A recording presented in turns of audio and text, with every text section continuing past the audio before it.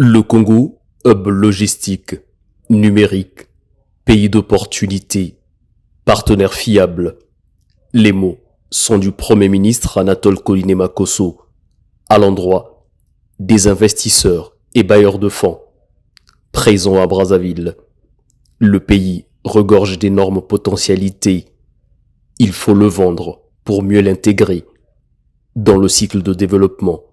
Congo Investment Day, une niche ouverte pour le gouvernement en marge des assemblées annuelles de la BAD pour convaincre et attirer les investisseurs étrangers à placer leurs capitaux dans des projets structurants au Congo. Le projet du pont route rail Brazzaville-Kinshasa et les différents corridors ne sont pas de simples infrastructures. Ce sont les artères qui feront battre le cœur du commerce en Afrique centrale et au-delà. Nous voulons, par ces routes et ces rails, unir les peuples et unir les marchés. Parallèlement, le numérique est le nouveau système nerveux de l'économie moderne.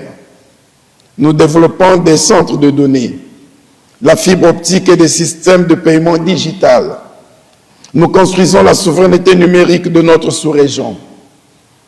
Investir dans le numérique au Congo, c'est investir dans une plateforme qui irriguera toute l'Afrique centrale. Pays hôte, le Congo veut faire d'une pierre deux coups, en faisant du déficit et des carences de la sous-région en infrastructures de transport notamment, une opportunité d'investissement, au vu de sa diversité géographique. Aujourd'hui, le monde se recompose et l'Afrique ne peut aller au développement sans infrastructures routières, ferroviaires, aéroportières, nautiques et énergétiques. Dans cette hypothèse, l'Afrique a besoin de 68 à 108 milliards de dollars par an pour combler son déficit en infrastructures.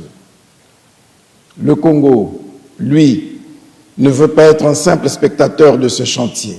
Nous voulons en être le laboratoire. Avec un climat des affaires en constante amélioration, des garanties de sécurité juridique pour les investissements étrangers, un arsenal que brandit le Congo à ses partenaires pour se placer au cœur de l'intégration régionale. Reste à poursuivre le dialogue avec les différents partenaires au développement.